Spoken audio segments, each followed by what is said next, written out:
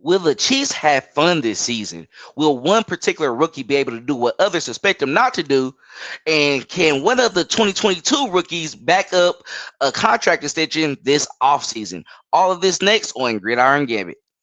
Welcome, Chiefs Kingdom. Thanks for tuning in to this Red Kingdom Media production, bringing you raw, authentic Chiefs coverage. Make sure to like and subscribe to stay up to date on your team. Now sit back and enjoy the show.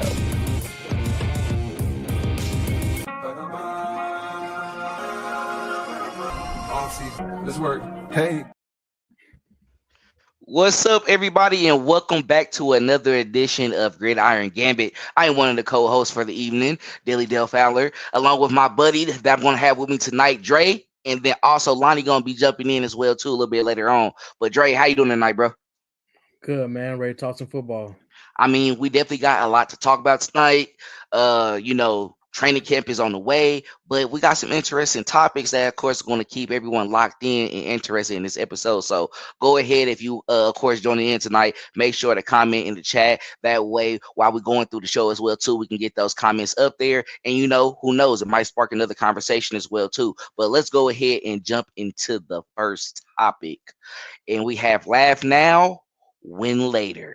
So Patrick Mahomes in a recent recorded interview mentioned he is ready for the Chiefs to have fun again. So last year he said each and every week they were worried about winning every game as they should, but they lost the fun within that. So will having fun again harm the Chiefs' chances of making it back to the Super Bowl? No. I think that with the last 3 years, I don't even think it was just this past season. I think it was the last two included.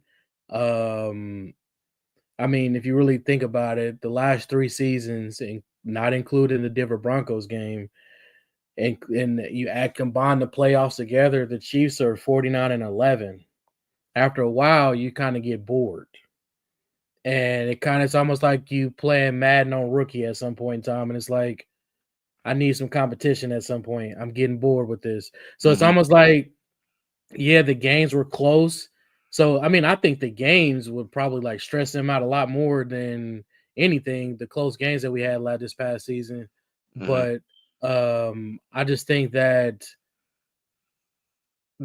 success fatigue, that's what it was. It is crazy to say that in the NFL, where it's like, I mean, you had in the 20 and 22 at the end at the parade, Pat was like, we're going to go back and we're going to do it again. And then what they do, they did it again. And then, so now it's like, are we going to get used to winning these? You had rookies on the team that never lost a playoff game. They know nothing but Super Bowls. So it's like, after a while, you kind of get bored. It kind of reminds me of like the Golden State Warriors when they were winning their championships, when they was on their run, going against LeBron. Then they added KD and everything like that. After a while, you just get bored. Like, man, I'm tired of the regular season. I want to coast to the regular season. I just want to get to the playoffs. Get to the playoffs, then we show out and everything like that. So it's like, we don't really care about the regular season like that. We just want to get to the playoffs. So, and I think that kind of showed a little bit as well. And that kind of showed as far as the preparation. I mean, Kelce said that, I mean, it was one of his worst seasons. I mean, as far as like how he felt anyway. And that comes with it, man. After a while, you start smelling the roses. You like, look here, man.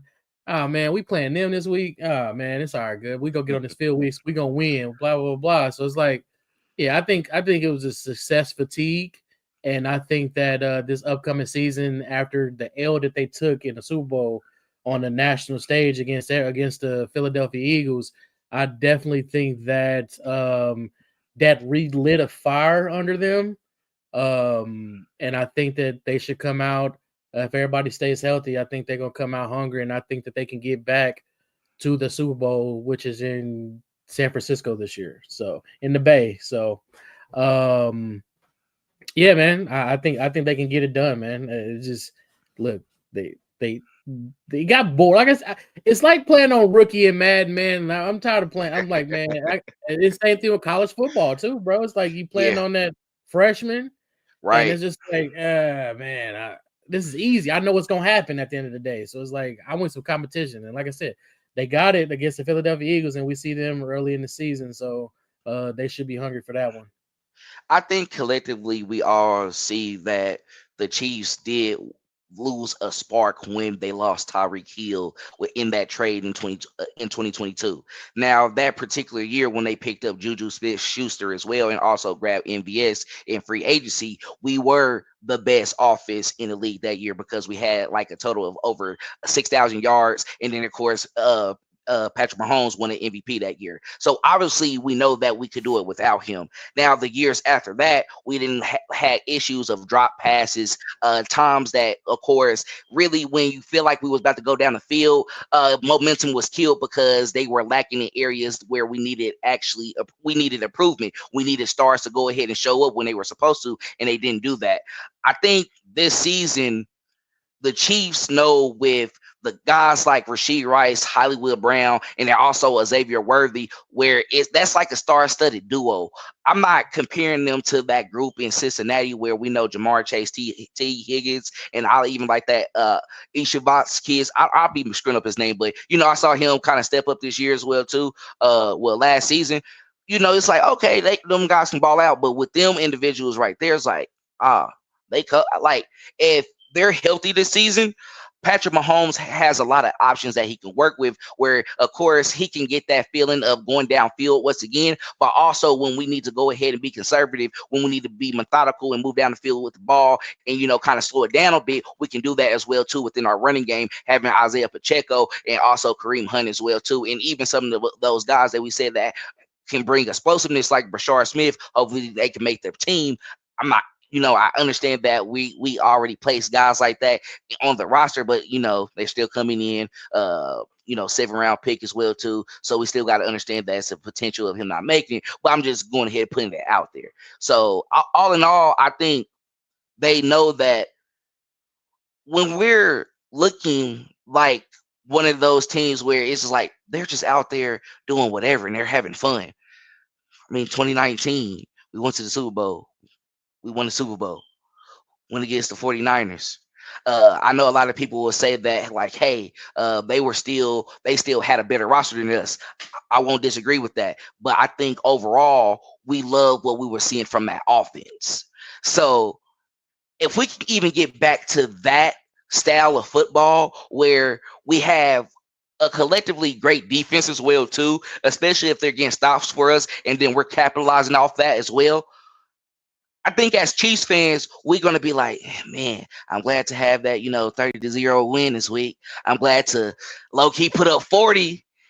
We got up early in the game, and it's just like that 21 points that they had, it was nothing. We already sealed the deal. We're ready to get back to that because we know once we come to the playoffs, we're going to continue that. And even if we get down like we have done before, 24-0, 17-0, I'm feeling comfortable again. If that offense was in the Super Bowl this past season, I swear to God, we would have been fine. I'm saying that with confidence. We would have been like, yeah, like I'm not even tripping. Once that 27-0 came, I would have, I wouldn't even be tripping off what Justin Reed said. But we collapsed. We collapsed because nothing was just going our way, and that happens in certain games. But I think we will be able to, of course, show up and show out this upcoming season. I think it will be a lot of fun. But yes, having a flashy offense, having an offense that, of course, can put up big numbers, we can win a Super Bowl with that. We have done it before. Are you when it comes to times in the games where we're having time management? Reed is best when we have a powerful offense. We have seen what happened in the past before, where if it's not that much, he can do so much with it. He can get you as far as he can, but skill at some point is going to have to come in, and that's what Patrick Mahomes provides to this offense. We know our quarterback can do it. We just need our stars, our receivers, the talent to stay healthy and be able to be out there so we can show the world that we're still that type of offense. We just we just had to put it in neutral for a little bit. The last 2 seasons, we did what we can. We got exposed now, but this gave us an excuse to come back out and show out. But that's all I gotta say about it. Yeah, and I'm figuring that y'all talking about that, just the high power offense. I know this is a topic that Clinton will love. You know, he didn't like going to games and seeing them games where the defenses was running the games, and having to dictate most of the flow of the game and how things went. But I think it's not. I wouldn't say it's a big part to their offense because they can win in different types of ways. I think Mahomes has shown that over the past couple years, right? So I wouldn't say that it's going to harm their chances of getting to a Super Bowl. If anything, I think it helps them. I don't know if that's what they were missing because they went 15-2 last year, and if they weren't having fun last year, then I don't know what was going on because they were winning. So somebody was happy in the building. I understand there was a lot of stress and the dynasty word was getting tossed around, but that's kind of been tossed around since they won their first Super Bowl with Tyreek. So the pressure's always kind of been there. So I wouldn't say necessarily this is just ultimately shoot the Chiefs to the top to win the Super Bowl, but it's definitely something good to just see out there in the media. Like it's something that they notice. Like, hey, we not hitting on these balls. We not hit. The offense ain't been the same high flying offense that y'all used to seeing. We notice, and he's just kind of acknowledging it, which is cool. But you could say it, but you got to get out there and do it. Mahomes been down these past 2 years, and that's not to beat up on him, but he just has not been playing good football whatsoever. Now I know the line is a part of that. There's other factors out like the pass game. I mean, not a lot of pass catchers. I'm sorry, not pass game, but and some people like to blame the coordinator. But I think a lot of it's just Mahomes and footwork and just a lot of stuff that was on his scouting report in previous when we first got him that they never really lived up to the billing. And now he's kind of living up to the scouting report a little bit later in his career. I think he's just getting a little bit lazy with stuff that he was more mindful of when he got drafted and trying to earn that big contract. You know, he doesn't have to do that anymore. So hopefully this is the part that they need to get back to seeing the Chiefs football that we like to see, which is having fun again. So which is going deep, going long. So I don't think it hurts their chances, but I know it definitely increases their chances because your boy ain't been playing good. So if he's having fun, he's probably playing good. And that goes as far as like past preparation. That goes back to what I was saying. After a while, man, you get bored, bro. You get bored, and it's like you get used to winning. It's like, yeah, you expect like like can't nobody out here mess with me, bro. I'm gonna get these dubs. So, but a lot of the stuff that people harp on when it comes to Pat is it was on the scouting report. A lot of it is a lot of people, they said something about his footwork and everything like that. I mean, like I've said before, he's out there playing baseball with a football. And I think people got to realize that it's like with the arm throws, the angles and everything like that. Like he's literally out there throwing he's throwing a football like he's out there on the baseball field, basically. That's never going to be corrected when it comes to Pat. Never will be. And I'm used to it. As far as like the mechanics of him stepping into his throws and everything like that, I just don't think that we'll ever get that. I feel like he feels like he has that strong of an arm to where he doesn't really need to step into it. But that has cost a lot. It's throwing interceptions, throwing balls in the dirt, being short when it comes to overthrowing receivers and everything like that. But I just don't think that'll ever change when it comes to Pat. So, but again, as far as preparation goes and everything like that, I just think it goes back to just, they so used to winning, man. And it comes with the territory when you're the face of the league, man. You own everything. It's kind of hard to have that same grind and that same hunger when you walking in, you in certain areas and you in certain places and everything like that. Your face is everywhere on the TV and everything, and it's just like, I made it, man. After a while, you get kind of hungry. But this past Super Bowl, that it definitely woke them back up though, for sure. And I expect them to get back there to San Francisco, get to the Bay. And I don't care who we play. I don't care how they get there, as long as they get there. But also, I do think that Matt Nagy needs to be better when it comes to calling plays too. So that's just me. And look, I'll look for trends, and I'm gonna go ahead and acknowledge this as well too. His first season he started, that was what his MVP season. Mm-hmm. Didn't Anomaly make season, it for real. right. Didn't make it to the Super Bowl, right? AFC Championship game. Next season after that, got injured. 26-5 on the stats for the touchdown ratio, all that. Won a Super Bowl, right? Next year after that, he made it to the Super Bowl, what, 14-2, something like that, 14-2, 14-3. He has those years where it's like, we win the games as needed. I don't win MVP. Probably be like third, fourth in stats, fifth, depending on what it is. But like, he's having those games where, yes, I am showing I'm the best in the world. Yeah, he just had a season where he in 2022, he won the Super Bowl, won the MVP, he got it. And he had those 2 seasons where he didn't win it. Coming up to another goated season. Just relax. I'm not gonna lie, it's gonna be biased. I got that faith now. I just had to think about it because, like, in my head, I was just chilling. I was like, we really too much. Like, that's what happens. You're right. We really just having fun out here. We just doing whatever we want. Last season we went 15-2. We went 15-2, and that was my worst season. Yeah. And when you say it like that, yeah, sometimes you just got to go back to the drawing board and kind of check yourself. Y'all can say Josh Allen better than me all you want. You can say Lamar Jackson better than me all you want, but like, but also let's come to me and they don't defeat me in the playoffs. Let's just put that out there too. Can we acknowledge this though, Dale? Mahomes' down season is some guys' best season of their career. That's fine. That's cool. I'm not trying to be funny. That's not what the pod is for to brag. But let's be honest, Mahomes' down season is some guy's best year in the NFL, period. So I think he set the bar for himself so high, too, that when he doesn't ever since his 50-50 season, he's never just like, you set the bar so high, it's unreachable, really. You got to kind of do something super duper amazing. You already won MVP, like Dale said, already won Super Bowl MVP. It's really nothing else you can do, but just come out and show that you own. Don't throw as many picks. I don't know. Let's look at the pick numbers because those is night and day compared to when he first started and now. Like the pick numbers is outrageous. Because I remember he usually didn't throw no picks, but throw a whole bunch of touchdowns.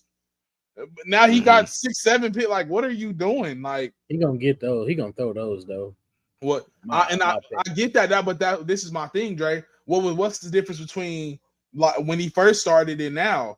It's not. It shouldn't be because it's the same people in the headset. If you want to be technical, Nagy's still here. So I'm just saying, like, so what is it? Is it that you, like you said, is it that you started smelling yourself and forgot how to protect the football and started noticing, oh, I got a defense, so I can just do whatever kind I want, what I want to do now.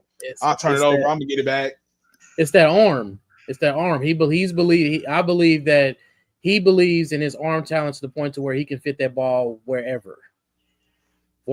All things should be true. It's like, yeah. But I think that the picks gotta come. They gotta come down. But I think also when he doesn't trust his line, he doesn't trust his protection. He rushes himself. He rushes a lot, and I think that was a part of the issue last year. Boy was running for his life a lot of the time, and he got sacked. Last season was the most sacks he's ever taken in the season. And I think he was almost at 40. It was CJ Stroud, and I think it was Pat. I could be wrong. Pat might be top. It was high, but anyway, like when he's running for his life, the thing with Pat is Pat. You know you can't. Why are you throwing that, bro? Just you don't have to throw it. It's always like when you got people in your face and everything like that, and Pat just like. I don't know. It's like he blacks out, whatever, just throws it. It's almost like when I'm playing Madden, bro. Like when I'm playing Madden or college football, I'll be like, and after I throw the pick, I'll be like, why did I throw that, bro? Why did I do that? Why did I do that? So I don't know. It's like, I don't know. adrenaline. I don't know, but Man. I don't know. Well, we'll see how it goes for him this upcoming season. Hopefully, he can, of course, live up to what he's talking about in these interviews and everything like that. I mean, at the same time, we know that Envy Pat can always, show up and show out at any time. But we all know if he can trust that offensive line, if his weapons, of course, is available to him and they're healthy, he's going to put up the numbers that he needs to put up, and more than likely he will be the best quarterback once again this upcoming season, and you will see them back in the Super Bowl once again. Anything else y'all want to add before we go ahead and move on to our next topic? All right, but before we get to our next topic, make sure to like and subscribe. Follow us on all our social media platforms at Red Kingdom Media. Please like and subscribe to our YouTube channel. Leave a like or comment so we can reply and interact with you and make you a part of the show. If you listen to us on Spotify, please rate us 5 stars so we can increase our reach in the playlist. Follow us and all our contributors on all the social media platforms: TikTok, Instagram, Facebook, and X. If you'd like to come on and talk Chiefs, message us so we can potentially set that up. Do you enjoy written content? Subscribe to our Substack. We have both a free and a $5 a month subscription and post on there frequently. And if you have any interest in being a contributor on the writing staff, feel free to reach out and we'll be in touch. It would help support the brand if you would purchase our merch, like the shirt that I'm wearing currently. Set up an order for one of these or 2 or 3, and this will allow us to expand our inventory options. Thanks for being a part of this channel, and if there's any partner that's listening to this interested in sponsoring the show or any other content that we produce, please reach out. Now, back to the show. welcome back. Now, diving into our next topic. Hunter hunted. Travis Kelce mentioned this on his recent podcast that a polarizing rookie might have a challenge this upcoming season due to playing corner and wide receiver. Kelce stated that Hunter plays corner. They are going to run deep balls all day to get him tired.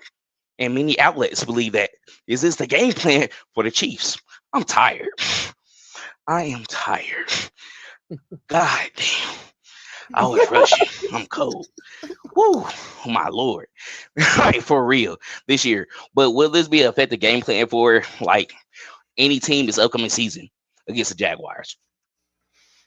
I mean, go ahead, Jay. I'm sorry. Go ahead. No, I'm sorry. I was late. yeah. It's gonna be the you don't even really have to do that, honestly, in my opinion. First off, I'm a big fan of Travis Hunter. I hope Travis Hunter has a Hall of Fame type career, whether that's on either side, just not against my Chiefs.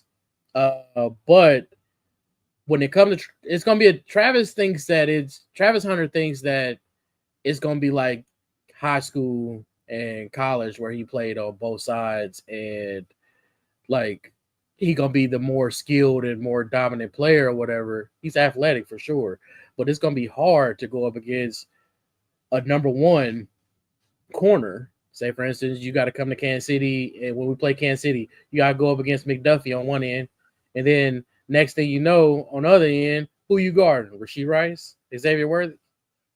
You're gonna be tired, my boy. It's not gonna be it's not gonna be the same. And it's a different.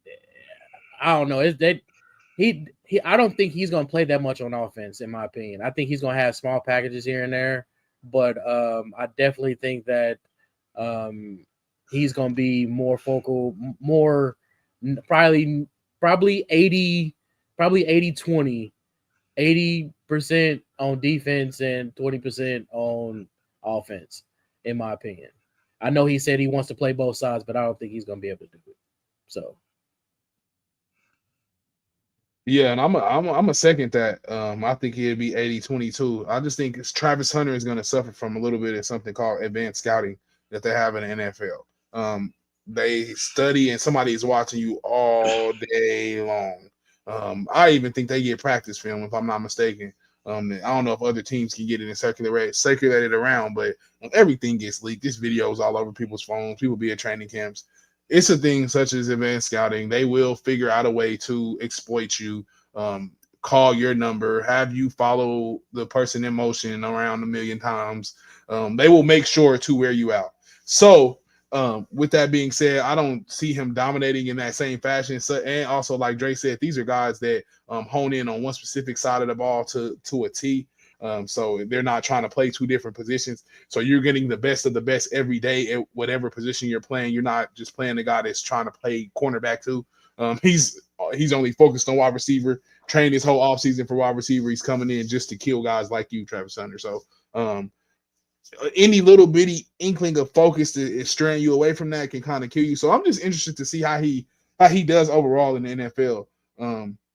If he has that ability to still stay focused. I know I've seen a lot of things about him coming out that says he's like he be playing a lot, he as a gamer, and that's cool. You can do that type of stuff until you get to the league where it's like it's serious now. Even the Chiefs they talk about how serious the Chiefs practices are. When you get to good teams, it ain't no playing in practice. We're not dancing around. You don't see videos of McDuffie and them jumping around dancing. You see Travis and Chris doing a little dunking BS where they going back and forth dunking on each other. But other than that, you don't really see them horsing around and just playing in practice. But Travis is a gamer. And we always, I know I went to school with a couple athletes like that, guys that just, you don't have to do anything. You put a ball in front of them, put a basketball out, put a football out, and they're going to probably dunk and then we'll throw a 60-yard bomb. So, like, Travis is just one of those kids. So, it'll be interesting to see how he does and how they use him. I think they'll, like Dre said, I think they'll sprinkle him in spots on the offense. He'll probably be red zone, probably definitely play a little bit of special teams when they need it. But I don't think he'll just be solely playing wide receiver 50% of the snaps and then playing because that will be ridiculous. Because somebody like Andy Reid is gonna notice that. As soon as you catch that touchdown, you know what he's gonna do? He's gonna have you guard, like he said, Xavier Worthy. He's gonna run Xavier Worthy everywhere he can on the field while you follow him back for just to see what you do. So I don't see him doing nothing like that. Just because, like I said, this is such thing as advanced scouting. And the NFL is just too smart to they like to pick on. You come in the game with a New Jersey number, and they throwing at you immediately, like throwing the bomb. So like, as soon as you step on it's people in the head. So like, I don't know if Travis is gonna do the same thing he did in college. So he'll make plays, but I don't know if he'll dominate. Oh, he getting attacked game one for sure. Honestly, I might disagree with the usage. I might disagree with the usage. The reason why, because I feel like that's something that I understand that he's a player and the team is going to make the decision, but I feel like the Jaguars are going to be desperate as well too. And don't forget that the NFL is also entertainment as well. I mean, if Travis Hunter can, of course, be able to showcase that, and he's able to keep up at the rate they want him to be at, he might be able to do so. But like we said, that first game will be telling of what he will be able to do. I think if they see him get exposed early, we got preseason as well, y'all. We gotta see the first couple snaps, especially like you say that again. No, I said he probably won't play much in preseason, in my opinion. I think he might get 2 possessions. Like, let's see. Like, this is like if y'all say that this is the NFL, right? This is the pros. Those first possessions with first teams is going to be telling regardless. It's not going to be practice no more. You're still playing with professionals who are playing at a high level. So those first possessions can be like, yeah, I don't know if I'm feeling it or not. I mean, you still got to see how the season go, but if you're saying they're not going to play that much, you can still see and feel how you feel, even with those limited possessions in preseason. I'm just putting it out there. But if it happens, it'd be a lot of fun. I just want to see it happen. Like, I'm rooting for it. I'm rooting for him to be able to do that, because when it comes to contract talk, this is going to be very interesting. What figures are we talking? Especially if you live up to the hype.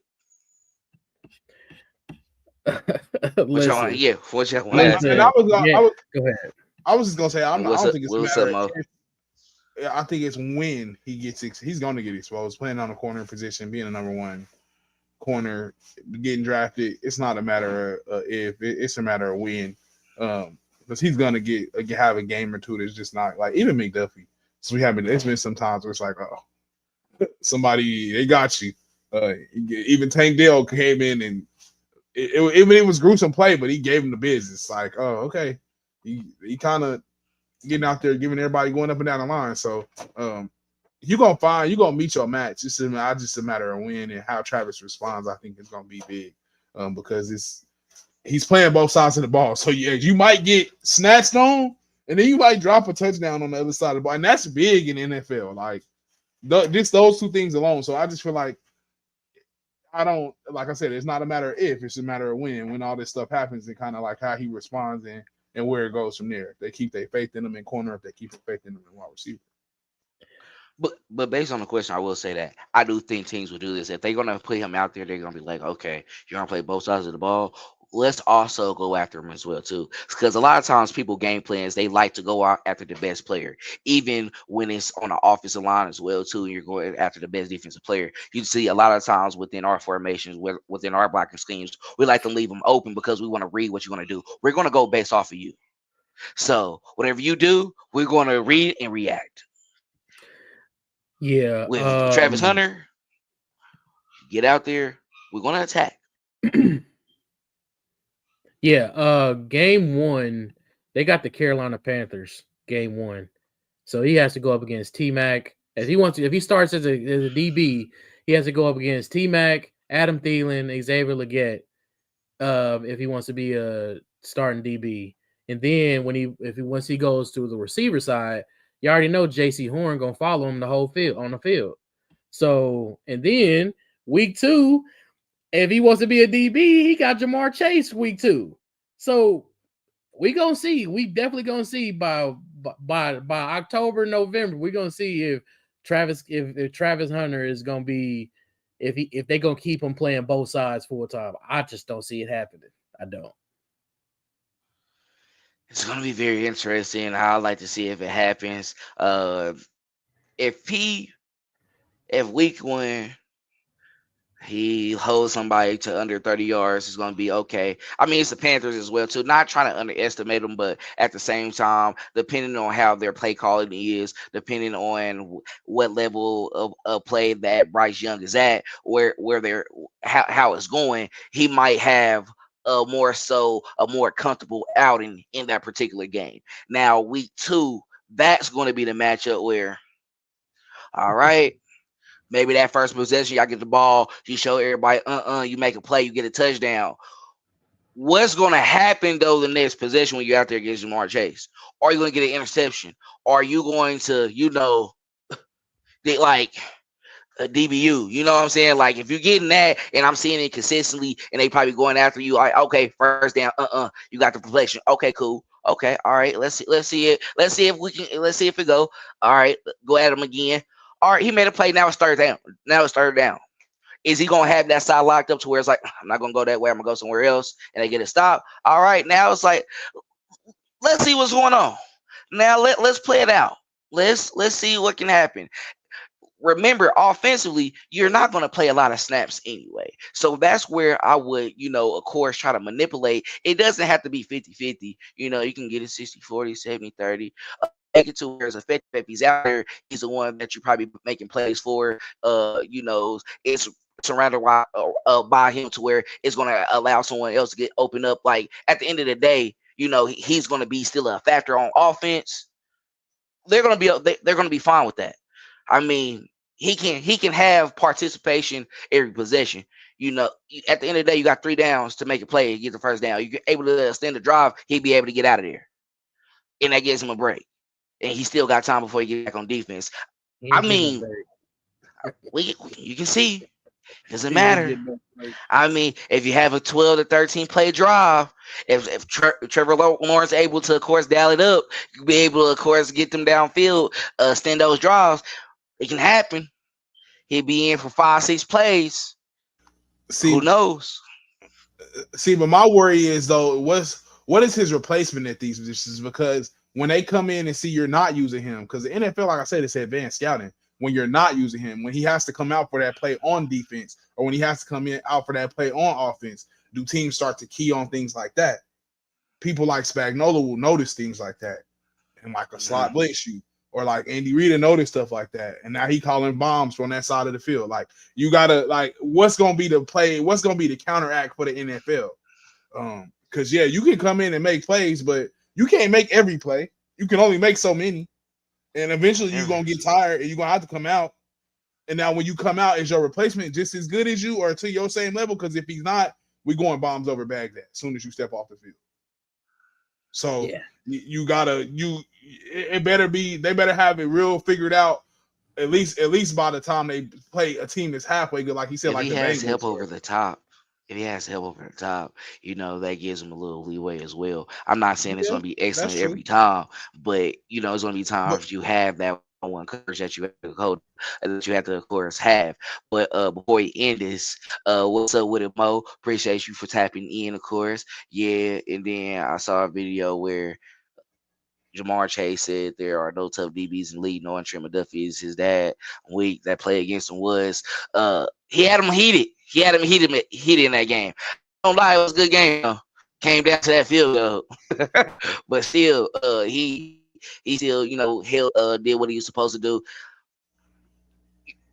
We do what we can against Jamar Chase. I ain't gonna lie. I mean, that first game he had against us, it was horrendous. And I think after that, they was like, yeah, we're not gonna let you have moments like that. But he still made plays. But Trent McDuffie last game, he held it down for the secondary. He did what he's supposed to do. But anything y'all gotta say before we go ahead and move on to our last topic?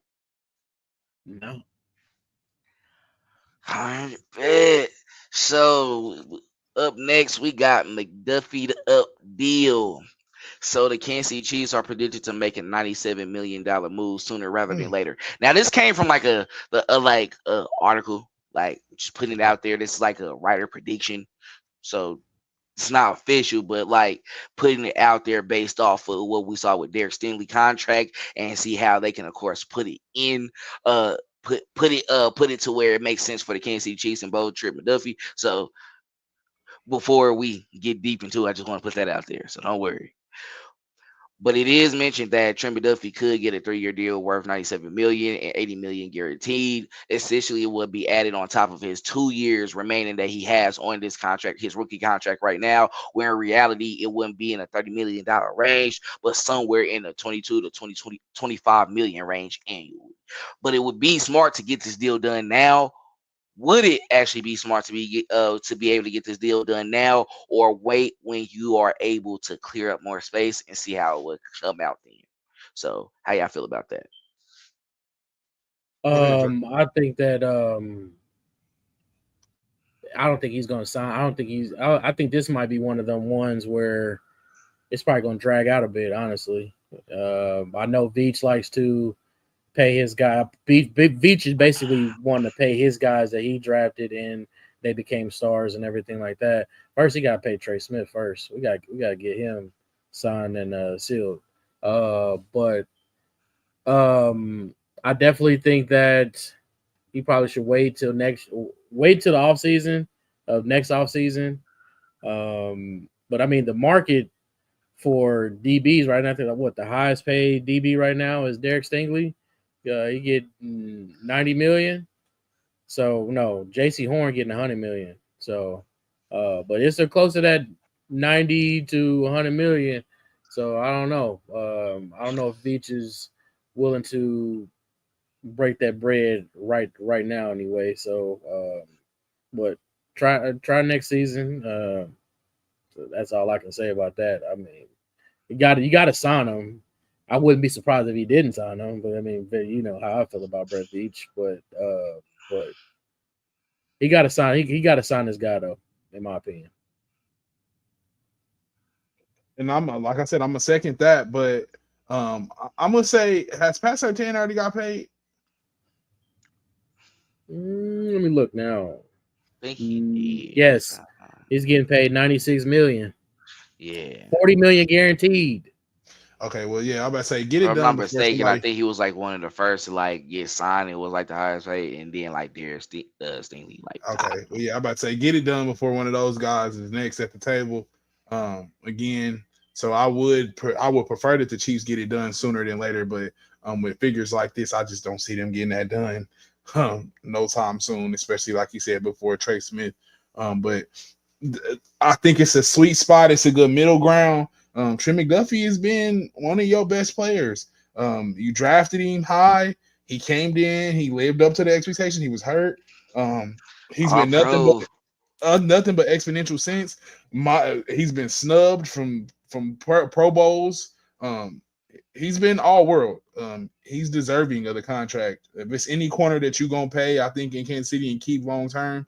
You couldn't keep Mooney. You couldn't keep none of the rest of the guys that you brought up. You got to keep this one right here. Don't let him get out the building. Go ahead and lock him up. Sign him. Don't have to worry about that side of the field. It's so relieving when you can say, okay, I just know this person I don't even got to worry about. We just talked about him and Jamar Chase going back and forth. Him shutting down one of the best wide receivers in our league, I think that's just kind of stamping it, but that's just him in a nutshell. He's quiet. He's not flashy. So I don't think this is going to get ugly at all. I don't agree with that part that Dre said. Like I think it'll be quiet. It'll be handled behind closed doors just because even in the video we seen with him and Jamar Chase, he's not going back and forth. Even as quiet as Snead was, Snead to get to yapping, and you could see it. Like he go the Tyreek Hill. I think we liked it so much because we never seen that side of Snead. Like, oh, this is what he's like on the field. Like when he really get in that mode, he get to acting like a real corner. We never see that from McDuffie. It's never the flex. He's with not Tyreek. He's like, not yeah, yapping like like he that. told, yeah. He not yapping like that though. It's corners. Corners usually want you to come out here and step in my office. He usually they usually coming out there they usually talking crazy. So it's just not McDuffie. He's a pro's pro, bro. Handles everything the right way. Like I said, cover every route. Coverage is always good. If he gets a penalty called on him, it's like why? It's usually like the one play. It was the one in the playoffs where the dude is grabbing him and he get called for a holding. Like, but like McDuffie, his technique, everything about him is just so good. Like I said, he lived up to the billing. They drafted him and said he was gonna be this person, and he's lived up to that since he came into the league. So $97 million is warranted. Highest paid corner in the league is warranted. I just don't think it happens that soon. He has the resume though to be able to argue for it. I mean, unlike guys like Shark Kendrick, Ward, and I mean not Shark Kendrick, but Ward, Travarius. Shavarius Ward, and then also Legarius Sneed as well too. Trey McDuffie earned an All Pro, so I mean, when you put it out there and what he was able to do within his short time frame with the Chiefs as well, he's shown that he's someone that you want on this defense for years to come. And we traded up for him as well too. We went for a guy that, of course, we thought that would come in and really make our defense better, and he has done that. He has showcased a level of professionalism that when he gets out on the field, he can do whatever you ask him to do. Now he has had moments where we have made our mistakes. You get beat. The receiver gets the best of you, but at the same time, like Lonnie said, positioning matters, and he has great positioning when he's going up against those receivers, and how he disguised his blitzes as well too. I think that what separates him from everyone else. Now before he wasn't able to get those interceptions, but this year he was able to, of course, add to that. Now being able to have that in his bag and of course elevate and show people that I can do all of that as well. I think overall, let's go ahead and lock him up now because he's going to be worth it. Someone else is going to pay him that money. So I think if you get it done now, you can go ahead and just put yourself in position to where it's not going to be over the top and you can secure him. But I know that we need to have Trey Smith as well too. So I'm not arguing that. Right now, we've been quiet. I know we like to do things under, behind the scenes, but hopefully something shakes soon. That way we know what direction we're going. That's why it's typically hard to say these type of things because, yeah, we can predict and project what happens, but at the same time, Brett Beach always go in direction that makes you think like, what happened? Like, what are you doing? Because all in all, everyone's saying, look at Josh Simmons right now. He's going to be the starter.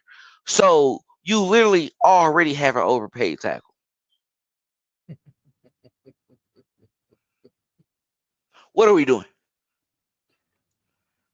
I mean, overcompensate, I'm fine with it. I think we at the point now that's why I'm confident in the offense, because it's like something has to work.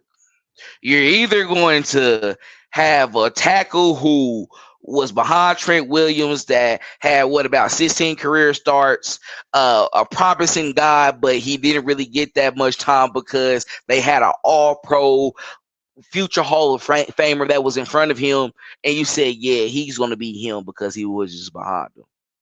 You sold me on that, and I was like getting prepared, and then it's like, yep, Josh Simmons. And I'm not gonna lie, regardless of the injury that y'all said he had, he's gonna be ready for training camp. So if he's gonna be the best option, I'm not gonna lie, I'm going with him.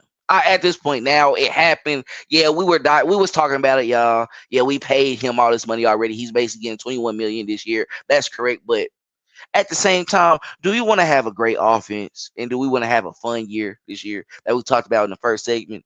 Yes. So if he needs to start, so be it. Start. I'm okay with it. You'll just be on standby until we see what happens. We'll see what happens. But anything else y'all want to add on to this before we go ahead and close out? Nah, man. I just think that yeah, I'm not, when it comes to McDuffie, um you better get him signed, because if you don't get him signed, we start going back to question that Tyreek Hill trade. In my opinion, you start to question it. In my opinion, I think he's prioritized over George Karlaftis now. It's not that George Karlaftis is not going to be able to get a second contract here in Kansas City, but we're going to be able to finesse him a little bit more. You have promising attributes that we can definitely work with, and you can become elite status.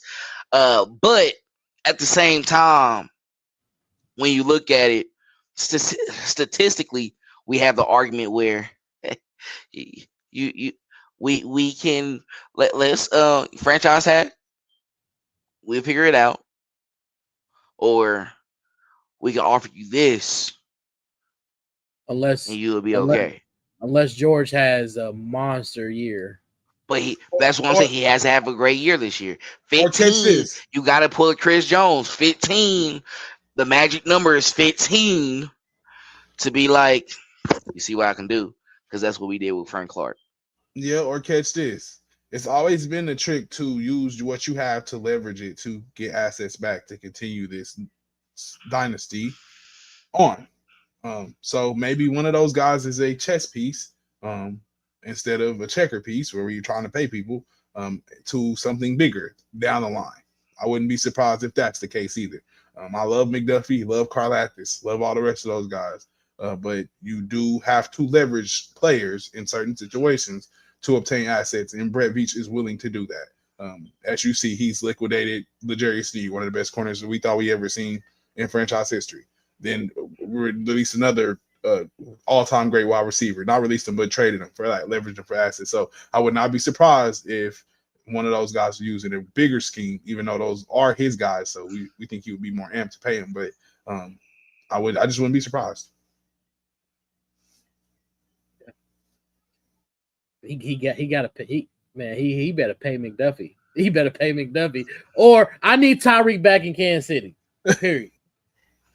Tyreek back, or he just might get a lot of first round pick. You might get a Brooklyn Net trade in the NFL. You never know. Like that's what if that's what it's gonna take. If you want to, if they want somebody wants to sign him, that's a whole nother conversation later down the line. But it's gonna take a lot to get him away, and that might be enticing for somebody that's trying to keep something going, as far as keep winning and keep adding to the team where you don't have a lot of money because your quarterback is going to take up a lot of that. A lot of these other players are going to take that money up. It might be just different stuff down the line that we don't see. So I wouldn't be surprised if either one of them is these guys. shot. These guys know that they can get the money that they really want. I mean, the Chicago Bears basically had a blank check for Trey Smith. So whatever you want, you can get it. So they not about to, I don't know if they're gonna sit here and they're not gonna go back and forth and try to tell Brett Veach what they worth. They know what they worth at the end of the day. So let's see about it. You want to win, compete for championships, or do you want your bag? And I'm not mad at any player that wants their bag. Get your bread, my brother. Get your bread. So if Brett Veach ain't gonna pay him, trust me, somebody gonna pay them players for sure. And you a Super Bowl winning champion, you a Super Bowl winning player, and you contributed to those Super Bowls. Yeah, you definitely getting your bread wherever. Brett Veach take care of his own. I say that. I mean, we can say what we want, but like he'll get his own players. I think some of the guys that didn't live up to that. Like, I'm not gonna lie, he's gonna let you play through a contract. But the guys who like deserve a contract extension, he definitely will give them too. And he did it for Travis Kelce. Of course, we saw multiple Mahomes just rearranging some stuff. His deal is forever, so we know how that goes. Travis Kelce as well too. But I know we're all waiting for that, big free agent move where it's like, oh, he went to the Kansas City Chiefs. It's like, ooh, LeBron, Chris Bosh, and Dwayne. That's what everybody waiting for. That one, like, we gonna have that with the Kansas City Chiefs eventually? Yeah, I don't think that's gonna happen either. It's not. I think we had it when we had the Frank Clark, Tyrann, like that's when we was in the market for that type of stuff. Our quarterback is no longer a rookie. We in the company assigning in-house players and cheap stuff. I'm sorry. I don't know. I wouldn't say if it was like really a star that was really like someone that we can go after and it was realistic. I think the Chiefs would actually go for it. But I know what y'all saying where it's probably unlikely. Not going to Usually, do this straight off. I mean, if they do, if it's a free agent available, a big star, yeah, Brett Veach probably gonna pick up the phone, but he might be the lowest offering. He might give you the lowest offer, whoever. Yeah. So he might put it out there like, yeah, we interested in you, but you want to come win championships or you want to get your bag? If you want to get your bag, then go get your bag, my boy. I'm gonna give you this. I'm gonna offer you this $12 million, and you take it or leave it. A la D-Hop. Yep. Yep. Ship and sell. We come back later when you want to act right. Yeah. Okay. Okay. Yeah. Like Jay said, so many people ain't in the company and winning championships deal. I'm sorry. We've been doing this for a minute now, and ain't nobody do it. So we see where it goes. T. Sizzle came, got him one. Mike Pennell came, got him a couple. What? Yep. Like, y'all watching everybody come get them. You just gonna keep watching them. I mean, shit, just keep watching it. You want a parade or not? I mean, it is what it is. I get it. I understand. I feel like we're going to have a Randy Moss signing eventually. It's okay. See, I can see that. It's okay. It will be where it's like, yeah, they might go 17-0 this season, and it really happened, and then y'all gonna be like, we're gonna actually win it and go 20-0. I'm a fan of that. I'm a fan of all of that. I want the big names and everything like that. I like the splashing when you opening up your bank account and you open up your checkbook, man, and bringing them big fishes into Kansas City. But I've grown accustomed to knowing that that's not Brett Veach's style. It's not his style at all. We'll wait till they release shit. Yeah. Yeah. Offer you about $5 million, Yeah, that's about it. Man, we'll see how it goes. It's always fun. But the season is almost here and it's approaching. So anything else y'all want to add before I go ahead and close it out? Oh man, training camp is this month. I can't wait. We're getting closer, fellas. Give me something to talk about. It's getting close. But that's all we have for this edition of Gridiron Gambit. We definitely appreciate those for, of course, tapping in with us tonight. Please make sure to like, comment, and share this video. And also follow us on all our social media platforms as well, too. Fellas, y'all know how we like to close it out. You know what it is. As always, go Cheese. Thanks for checking out this update straight from the heart of Chiefs Kingdom. We appreciate your passion, so please leave a like and follow us wherever you tune in from. See you next tailgate, your trusted source for all things Chiefs, Red Kingdom Media.